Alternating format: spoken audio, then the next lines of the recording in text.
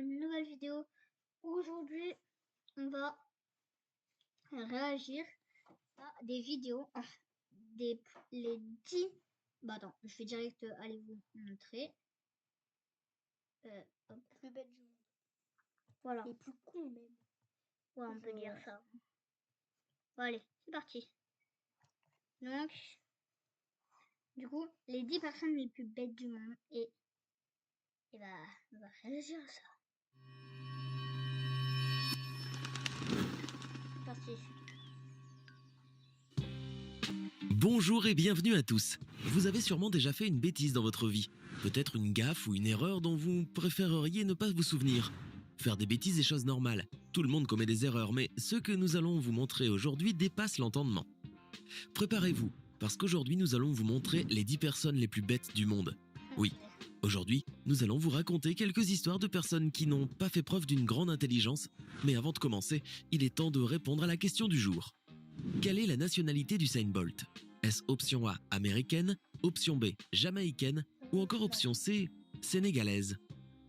Réfléchissez bien et écrivez ce que vous pensez être la bonne réponse dans les commentaires. Réponse tout à l'heure, en fin de vidéo. Le Nord-américain Peter Thiel devait bien aimer les jeux vidéo, notamment celui de GTA. Ou alors c'est qu'il croyait carrément être dans le jeu.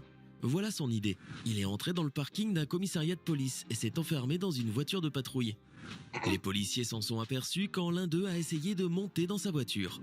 Mais comme Tadeo était caché dans la voiture et l'avait verrouillée de l'intérieur, le policier n'a pas réussi à ouvrir la portière depuis l'extérieur. À ce moment-là, Peter a pris un émetteur-récepteur se trouvant dans la voiture et a commencé à parler aux policiers qui étaient dehors.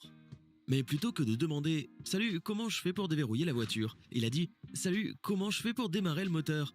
Allumer les gyrophares et sauver l'humanité. » Comment ça, sauver l'humanité ? Quel fou !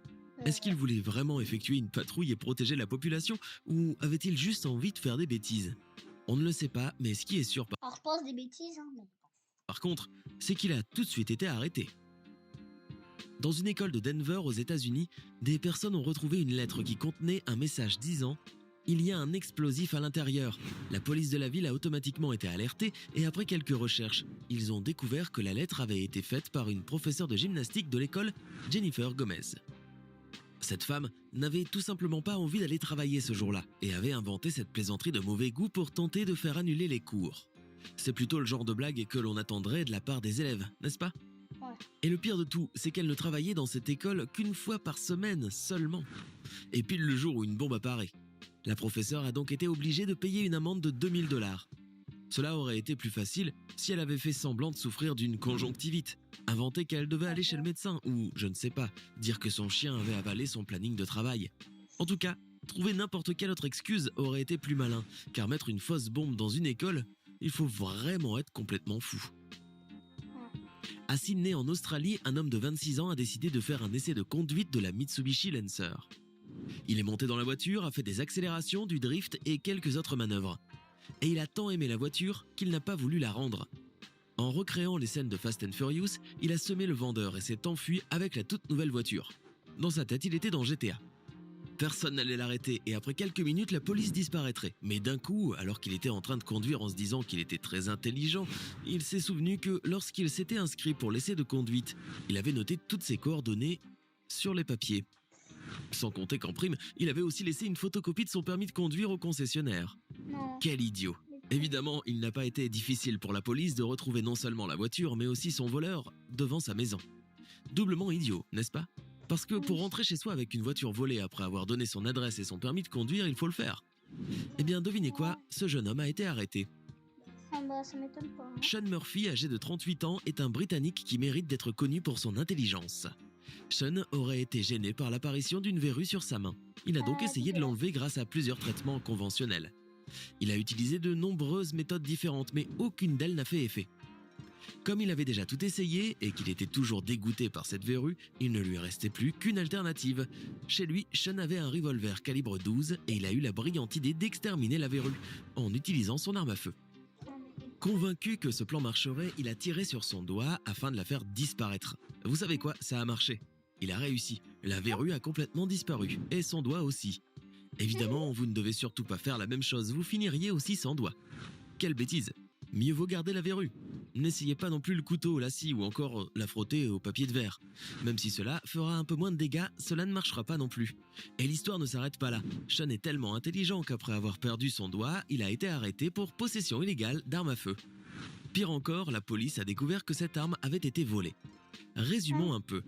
Sean se tire une balle dans le doigt avec une arme volée pour laquelle il n'avait pas le permis et finit arrêté. Et tout ça pour une verrue.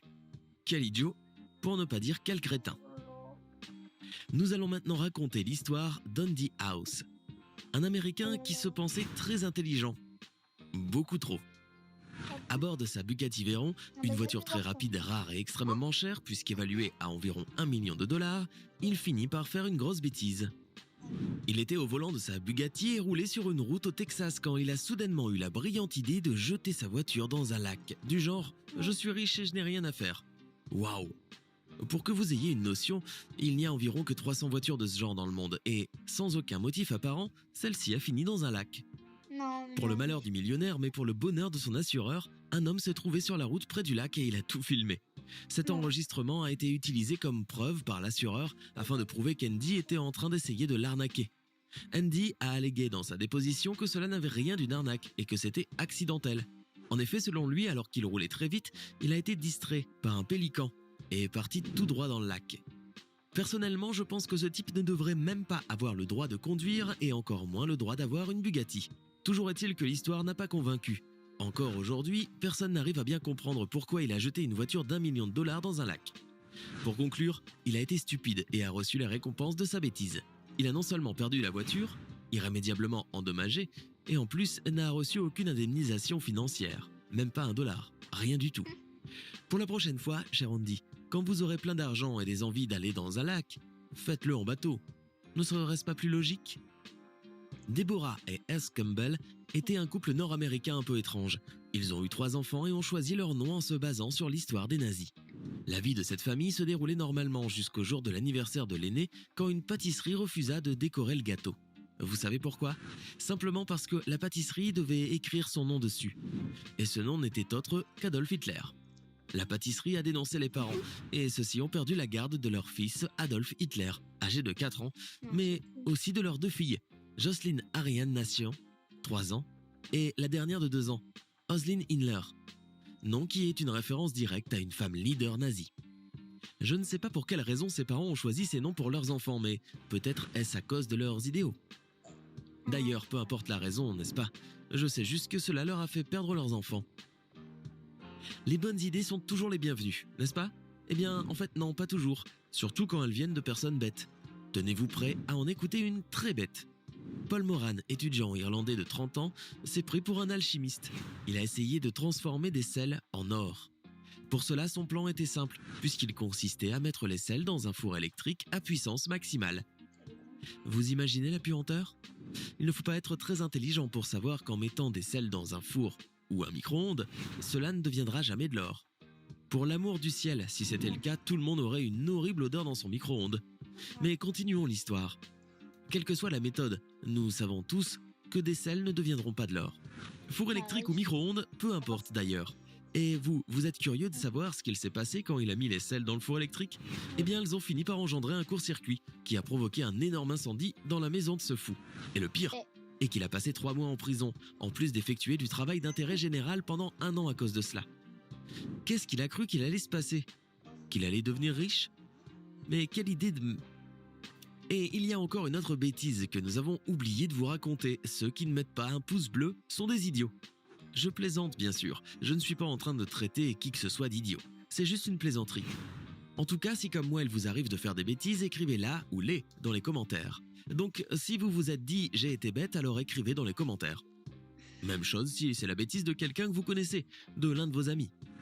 Évidemment, ne citez pas de nom, mettez-les ici pour que nous puissions voir et s'il y a de nombreux commentaires, on en vise. Bon, sur ce les gars, j'espère que cette vidéo vous aura plu. N'hésitez pas à liker, vous abonner et mettre la cloche de notification. Sur ce, moi je vous dis à la prochaine. Bye, c'est mère.